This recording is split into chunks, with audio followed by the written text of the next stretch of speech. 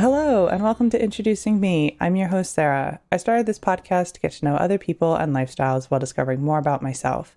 Each episode, I will give a new guest a chance to discuss their background, culture, interests, or whatever they want to talk about to help increase all of our own worldviews. Today, I would like to introduce you to Farah.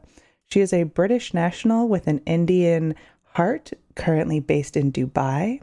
After the untimely loss of her mother, she authored a memoir in which she shares her struggles to reconcile the mysteries of life and death.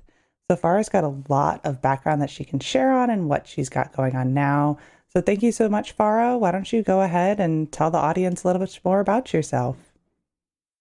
Hi, Sarah. Thank you so much for having me on your show. So I think your audience will hear the accent is not from America. So living in Dubai, as you said, have been to different countries, lived in different countries, grown up in different countries. So I was born in London, and when I was 4 years old, my mother took me to India to see my maternal grandmother. And then through a series of circumstances, my mother decided we were going to stay in India. They forgot to tell me about it, but that's okay. I was put in school there. I didn't speak the language. I looked a little bit different. So a little bit of an adjustment age 5, trying to figure the language as well and navigate school life as an outsider. And then I spent 14 years there. And when I was 18, India doesn't do dual nationality, and I had my British passport. So it became a question of, do I stay or do I leave? And I think in my head, it had always been India was temporary and I was meant to go home because that had been the narrative age 4, which I'd carried through. So I was very keen to leave. And so we sort of mobilized for me to go back to London. So aged 18, I went back. I wanted to become a doctor. So in my head, I was going to go and study medicine and save the world, but that didn't happen either. And I ended up as a trainee in banking, aged 18. And I've built my career through since, and I'm still in banking and finance some 30 plus years later. Worked in London, grew my career there, and then moved to Dubai about 22 years ago. And I've been here since, and it's been home to me and my family. And that's where I'm speaking to you from today. I saw you chuckling at my wry humor. The slightly dark British dry wit comes through, so I hope it translates. But it's a slight, sarcastic sort of humor that doesn't always land well, but yeah. That's okay. That's, differences in culture. I appreciate, you sharing that background and having known that you had gotten into banking, the fact that you wanted to be a doctor, I was like, didn't see that one coming. So do you want to start a little bit about, childhood, growing up in India, you weren't expecting to stay. So what was that like, learning the language and assimilating? I think when I first went back, it was meant to be a month and a holiday. So I was in my grandmother's home and being pampered and, in a cocoon, just mingling with family friends. So I wasn't exposed, if you like, to the wider city or the other influences. And then when it became clear that we weren't going back and I was put in school, it was quite a cultural adjustment, shall we say. So, in India is big on exams. So you sort of study, wrote, and then you sort of have exams. First Hindi exam, I got a 0 because I couldn't read the language. I couldn't speak the language. And I remember the shame of that because Indians were very, proud of achieving and always striving for those A stars and top marks and all of that. So it was a little bit tricky. Also, I don't look typically Indian. Like, I don't know if you feel I look different. And I have big curly hair. I still have big curly hair, which has been tamed within an inch of its life.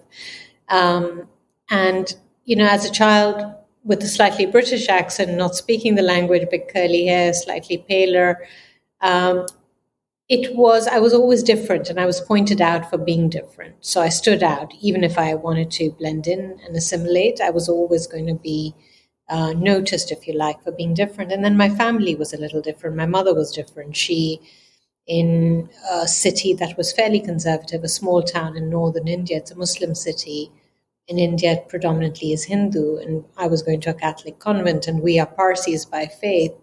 And my mother trained as a lawyer, and she would walk around in trousers smoking cigarettes, which was not what the other mums were doing. So I was the daughter of someone who was different as well. So all the more reason for me to stand out and be differentiated. And I used to say to my mom when she was coming for those parent-teacher meetings, I was like, Mom, could you just dress a little, normal, like slightly more conservatively?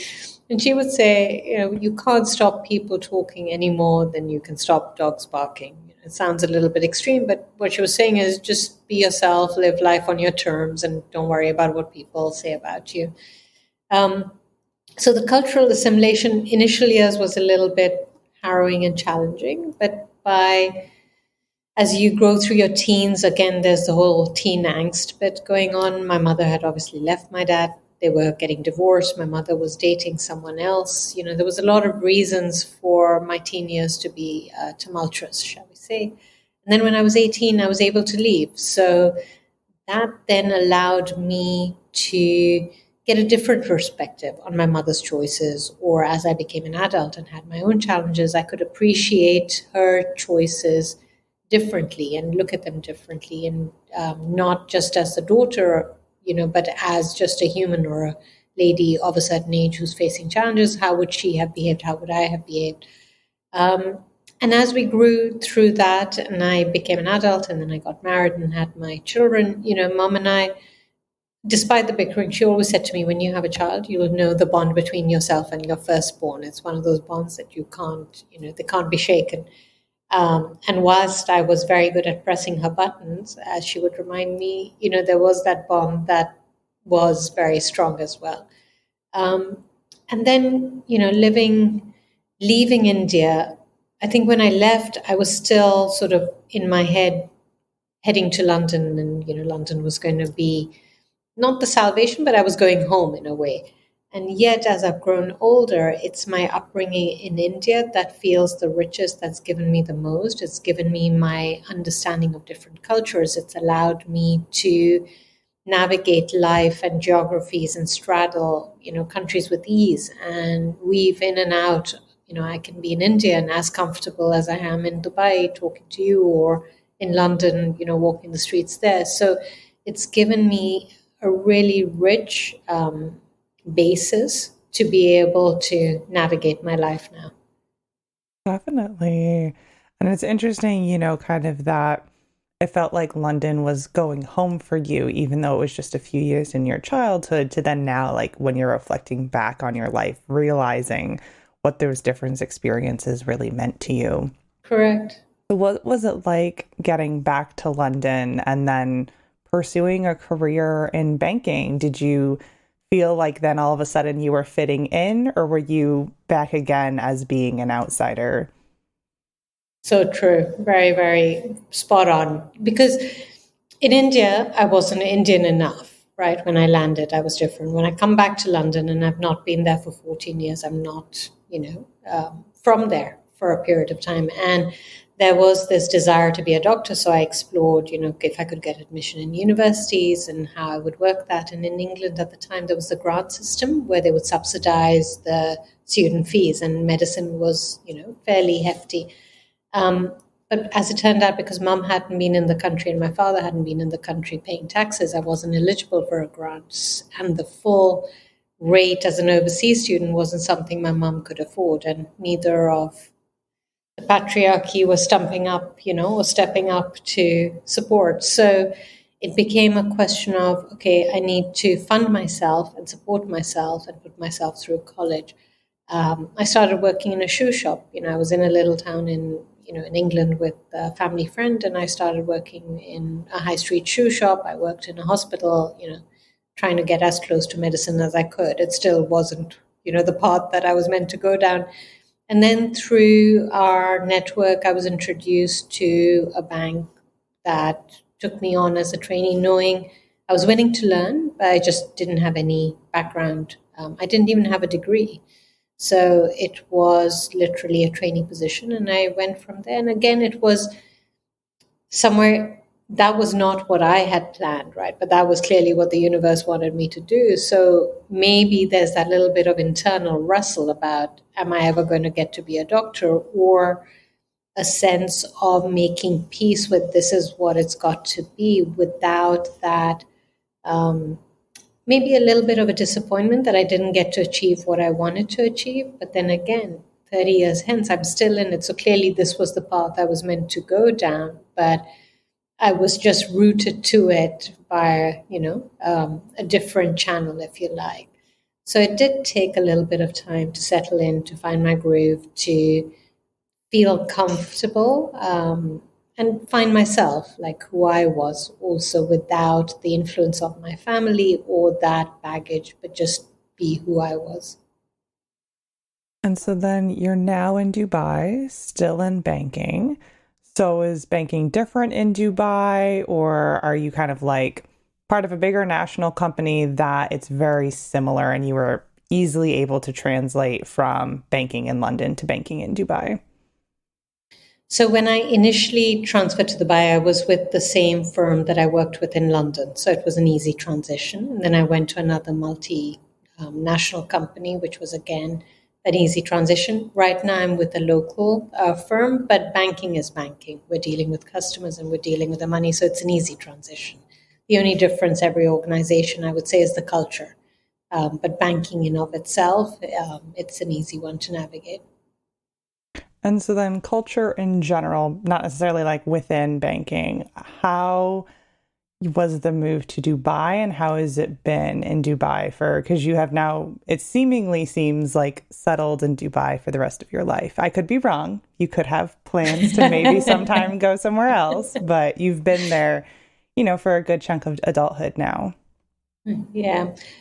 So I think Dubai as a city is a melting pot because 80% of the population are expats and they come from all over the world. And of that 80%, I would say the majority are Indians.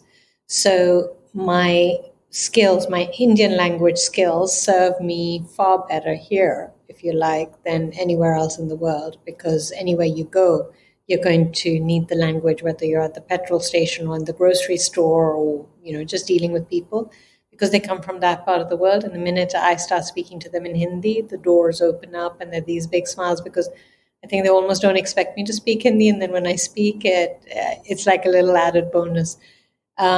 Culturally, it's so diverse, and that's lovely. You can mingle with Europeans and people from the Middle East and the Brits and, whoever and whatever. And for me, I'm looking for, people that I resonate with rather than any cultural affinity, so to speak. So yeah, culturally wise, it's been easy to be here, and just be part of the fabric of Dubai. Where life takes me next, we don't know. Could be anywhere. Of course. Never say never. It could be anywhere, and I'm like open to that because I think I've become really comfortable with change. I say that, fingers crossed, but there's been so much change and transition that I've learned to become comfortable with it. And through my career, I led change and projects and transitions and transformations. So that's also given me a little bit more comfort with just dealing with changes. And so then you mentioned how you're obviously still using Hindi now in Dubai.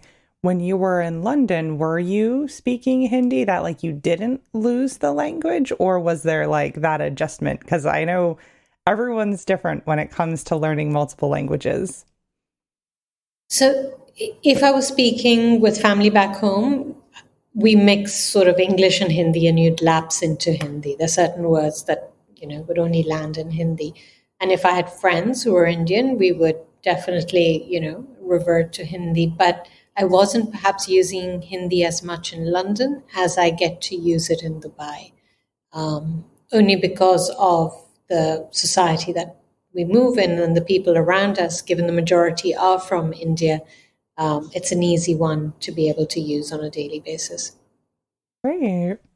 Switching gears a little bit, you have this memoir. You've talked a lot about your family and kind of the importance they've had in your life.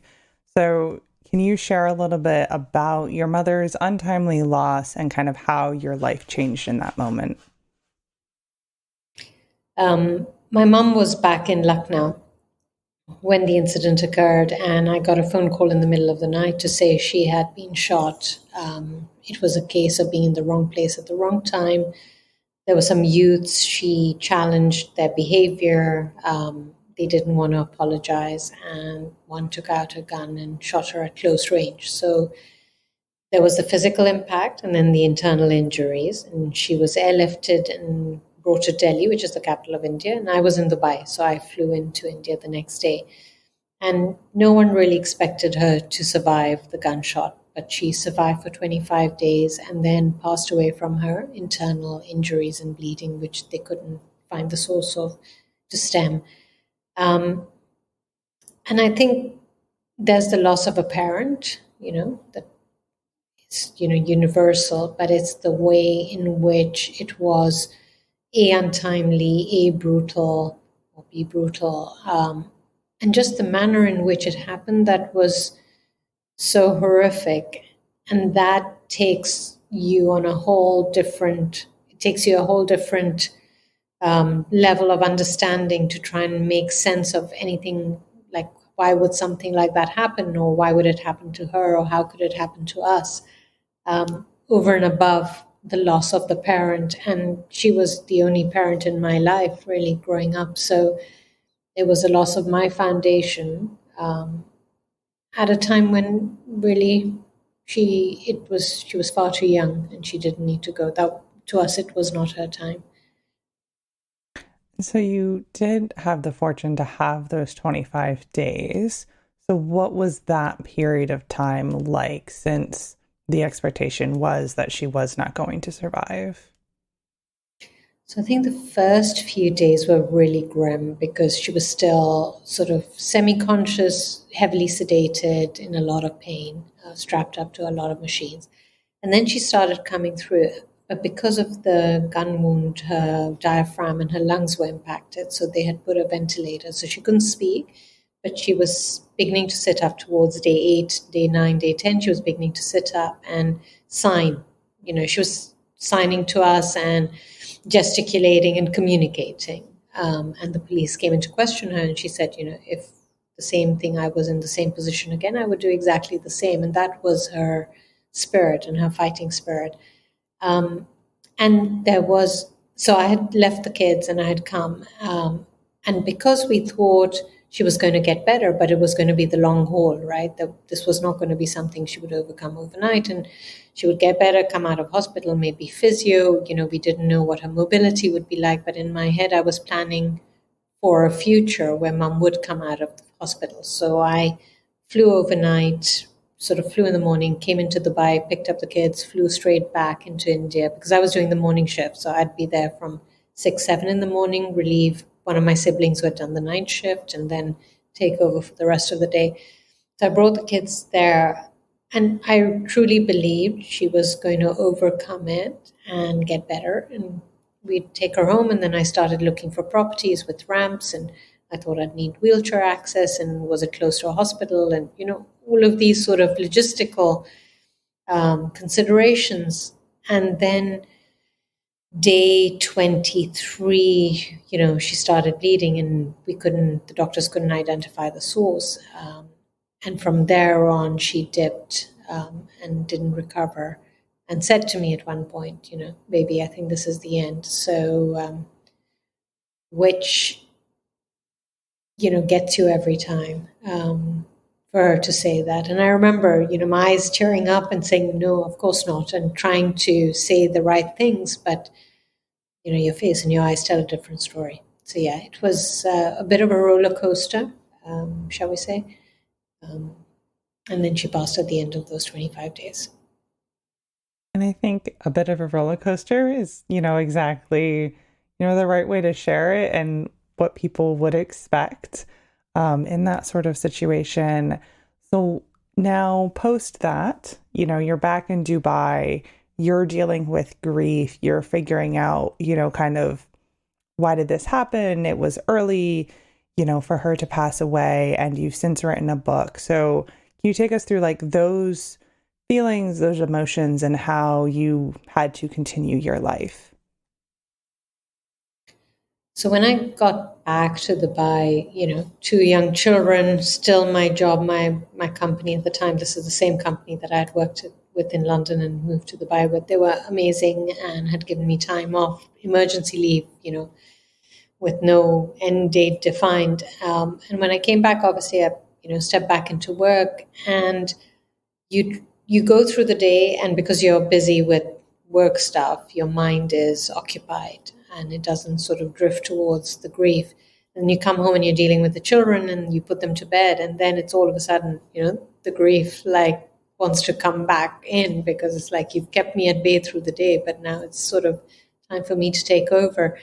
And there were many days where it was just like a fog, a sea of sort of sadness, sort of grayness, and you operate as if on autopilot and you go through the motions, but your emotions are all over the place. So I went for grief counseling because I didn't know how to handle it. I didn't know what to do. I didn't know what was expected.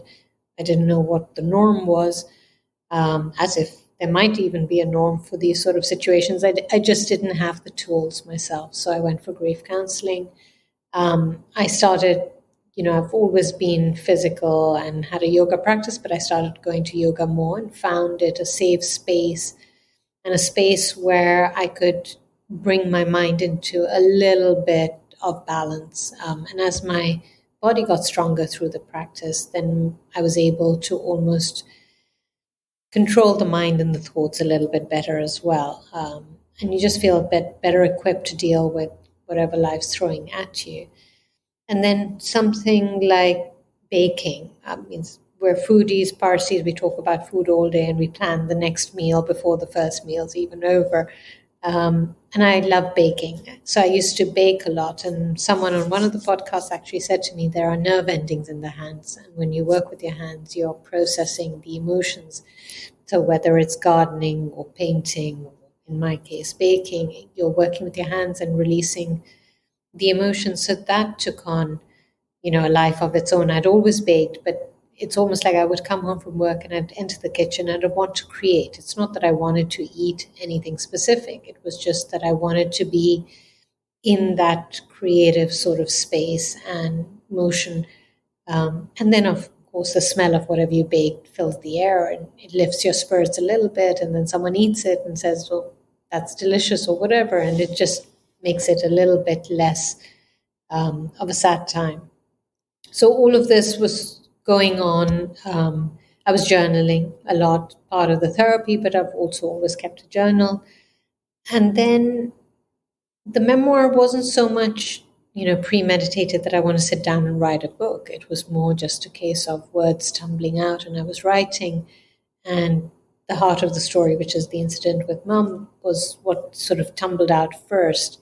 And I shared that with some close friends and got some feedback. I didn't know if I had a voice. I didn't know if there was something that I had to say, that I didn't know if it was something people would want to read, or, if it even made sense to expand on it. But they gave me great feedback. So I sort of wrote for a few years and then just kept reviewing, revising, trying to get a publishing deal. Got a lot of rejections, was a lot of delete buttons pressing for each of those. And then I think, the book in itself comes with its own life and has a way it needed to come out into the world. And here's where we find me talking to you about it. And so what has it been like then since publishing the book, putting all of that out there to a wider audience? Is there like vulnerability in that? Or is it just kind of like this was also just part of healing? I think a mix of both. So I think a few years ago, I might not have been able, or maybe wasn't ready, which is why probably I didn't get to publish then. I think when you've healed enough to be able to articulate whatever we talk about without the emotion surging up again, right? And being able to put out there. And yes, the vulnerability is there, but it's also a sense of, if I share, maybe it touches someone else. Maybe someone else is going through it and can take something from my book and learn about it. And it's also to celebrate the legacy of my mother. She was an amazing character, personality person, and it's to pay homage to her and just celebrate the person she was. That's, the all of her rather than how she passed. It's, every facet of her personality, not just the end of it. If you like. Right. And that makes sense. And it's good for you to have those moments to share about her more than just that one incident. So what, do you have plans to write another book, or will it be this one memoir, really dedicated to your mom? Or kind of where are you in that thought process, since it wasn't premeditated? So I think I've got more stories inside of me. So I think that there could definitely be another book. And then something centered around food, because baking, like today, I baked 3 banana bread cakes. Like I take a cake into my office every day, and I have 3 different offices that I visit over 2 days. So 3 cakes have been baked to take to the 3 offices. And banana bread, because I had ripe bananas, but also because it's my daughter's favorite. And it's her birthday month. So, the partying starts from the 1st of November. So I messaged her and I said, the whole office is going to celebrate in lieu of your birthday and get banana bread. So she was laughing. So I think something around food, that would be kind of nice to bring to life. And speaking of food, you've shared about all these cultures you've experienced, lived in, visited, and how food is so important to, Parsi culture. Can you share a little bit about your food interests and what, makes food so rich for you? I think food, you tell stories with food, you build community with food. We could have a particular meal and I might have a memory about it because something happened at the table, or my mother made something, or my grandmother made something. And it's legacies that you pass down through generations. The way I make my banana bread may not be the way somebody else makes it. Like my daughter likes dark chocolate chopped up into it, for example. That may be, a standard banana bread, or somebody else might not do, or I might decide to put orange rind in it to give it a different layer of smell and aroma. So I think food for me just feeds the soul in a way that I find it's just uplifting. And I definitely think it helps bring people together. It's like when I take a cake into the office, it's suddenly the energy changes, people walking around, people say, oh, I want another piece. I'm like, make sure everyone gets a piece. It suddenly sort of just energizes the floor and the people.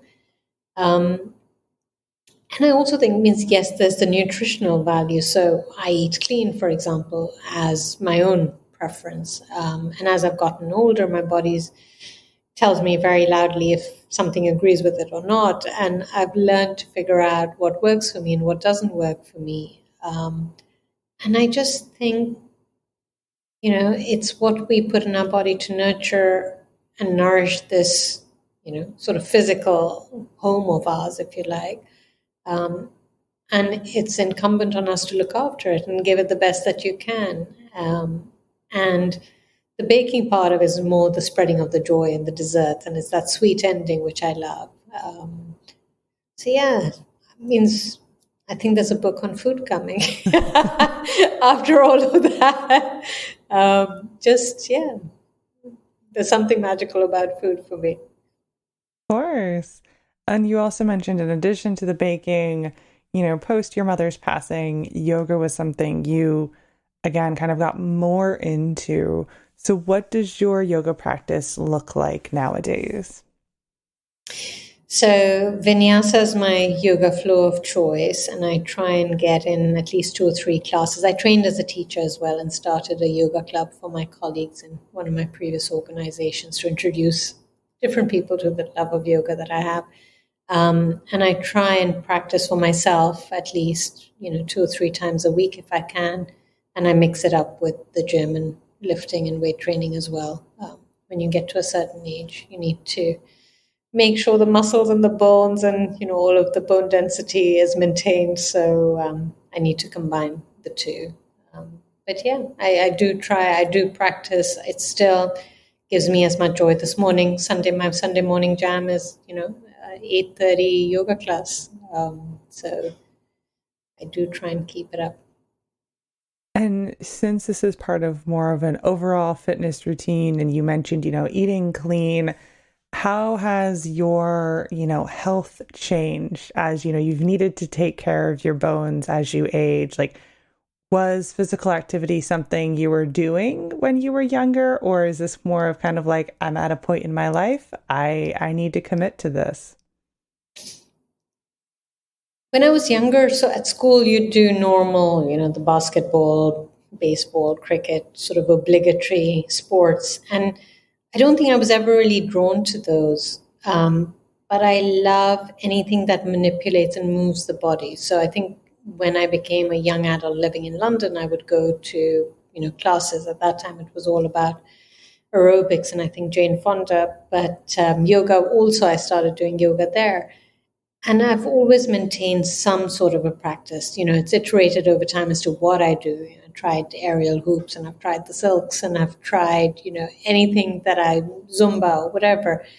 But yoga is a steady constant in all of that. That sort of keeps me grounded. That's more for my mental well-being as well as my physical well-being. And then I add on to it. So whether I add on Pilates or I go to the gym or I do a dance class, but I've done that pretty much throughout my adult life. Now I'm just more conscious of what feels right in my body. So I don't want to put strain on my joints, for example, but I do need to make sure my muscles around it are strong enough to support it so that I stay mobile and, stay in the best possible health. Good. Well, it's important, to be mindful of those things and, prolong your health. Now, if you're willing to share, I'd be curious to know kind of about your children, not specifically like what they're up to, but just kind of what raising them has been like, raising them compared to how you were raised, and, things like that, if you're willing to share. Sure. So my daughter was born in London and we moved to Dubai when she was 6 months old. My son was born in Dubai and they've grown up here. And I think Dubai as a country allowed me to be a working mom and allowed me to have my career and be a hands-on parent. And growing up, my mom wasn't very hands-on. That was just that whole generation of parenting was different to ours. And I don't know if ours is a reaction to that. My generation is a lot more hands-on. And, with my first employer, when the kids were young, I had arranged that I could leave early. Like I would skip a lunch break, start early, work through, so I could leave early so I could be there for the kids and their after school activities and, put them to bed. And my mother did none of that. So I'm a very, very different parent to the way I was parented. And it's been great to see them become these young adults with a set of values that I hoped to impart to them. And I write about in the book that as a child, my grandmother used to say to me, it's a Parsi maxim about good thoughts, good words, and good deeds. And if you distill everything down to the core sort of level, that's what it stands for. And I've tried to give that to them, to be considerate people, to speak kindly, to, take care with their actions and just be good human beings. So they're off at university. They're both in their final years of their studies. And both somehow seem to have converged through different fields. One is doing science and one is doing law now on environment and climate change, which is interesting because I think this whole generation is so much more aware than we were, about the impact of our actions, individual actions on this planet we live on. So yeah, really super proud of them. And, hope to see them continue to grow and be successful. Right. I think it's always, you mentioned the generational differences. I think it's important to realize and, see those different things and reflect back on, you were doing, the best that you could. You worked through your work to make sure you could be there with them. And now they're seeing success in their studies. Of course, you mentioned how you originally wanted to be a doctor, but banking has been this place that you've fallen into and obviously, had a successful career in it. Have you ever, wanted to leave banking? Many times. But I don't know if I would go towards medicine. It's more, so I've always felt, for example, I started my career without a degree, and often, especially at points of transition when I'm changing jobs or, leveling up in my career, I've always felt, should I do an MBA? And part of me thinks I'd rather do a yoga teacher training. So if I left banking, I don't know where I'd head to. But I feel, more called to do healing stuff, not medicine, but healing stuff, maybe more, yoga or open a cafe. That's kind of a little bit of a dream out there. In my head, it's on the beach. I've got a yoga studio upstairs. I've got a cafe downstairs. The doors open up. The water's there. I don't know which part of the world this is happening in, but that's the vision. So yeah, when you say, have I thought about leaving banking? Many times.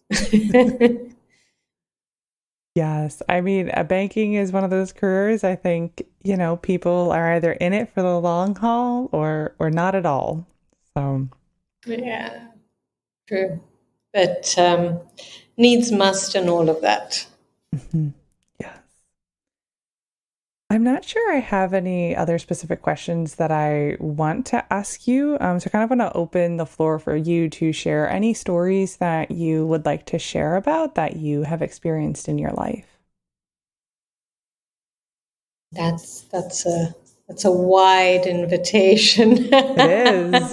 The stories. I think so. As we're recording this, we're coming up to that time of the year when it's Diwali in India, so the Festival of Lights, as you might know it.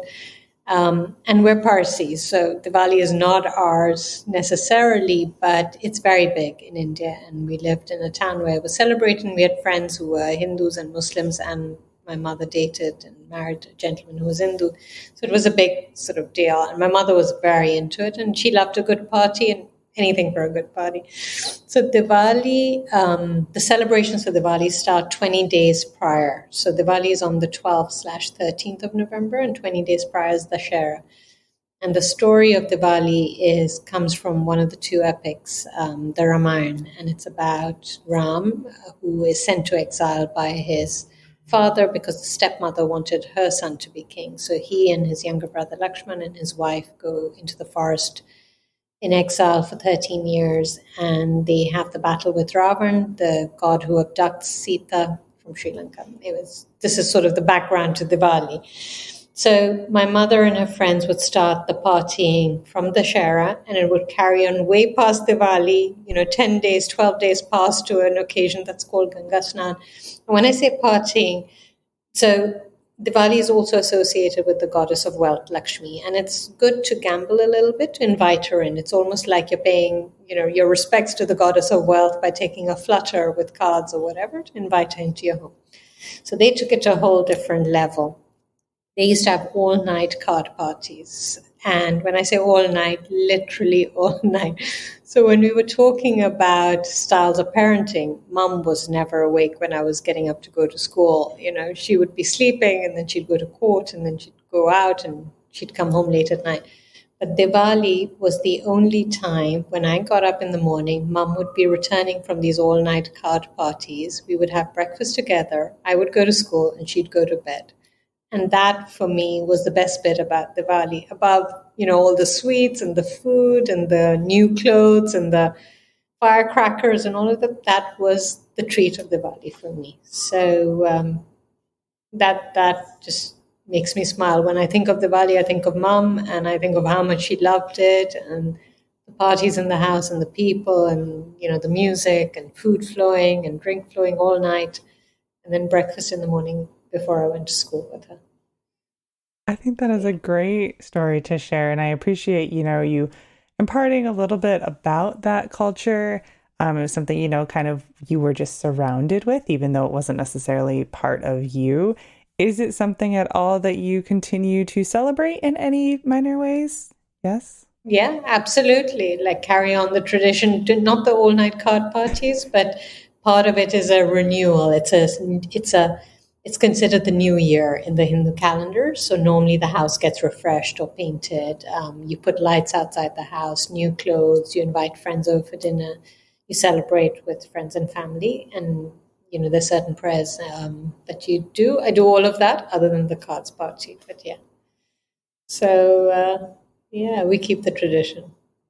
Great. I love to hear, how you're keeping traditions alive, but also not partaking in the card parties, doing your own thing a little bit. Maybe just on Diwali night, but not the 20 days prior and the 12 days after. They were so funny. They were like, but it's still the season. Like this sounds like my daughter and her all-month birthday celebration a little bit. Yes, celebrating as much as you can to what might be a bit of an exorbitant limit on celebrating. Absolutely. Now, at the end of all my episodes, I do ask my guests a random question that doesn't have to do anything we've been talking about. So my question for you is, it's a little bit different. If you had a warning label for yourself, what would it say? Handle with care. It would definitely be handled with care.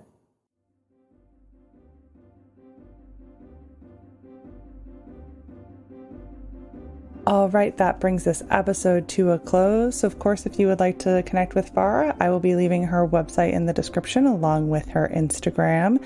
On both of those, you can, of course, get connected with her book. So the direct Amazon link for Meher and Me will be there as well. But of course, you can buy the book at any of your preferred online retailer. And if you do get the book, she would love to hear your feedback and reviews. So feel free to connect with her.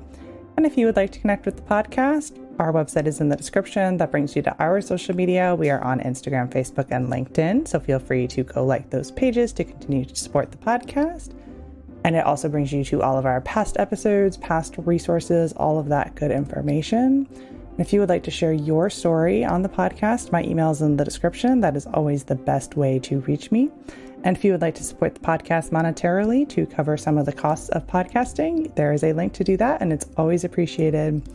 So thank you so much, Farah, for spending time with me today, and to my listeners for taking the time out of your day to hear a new story. Until next time, bye. Bye.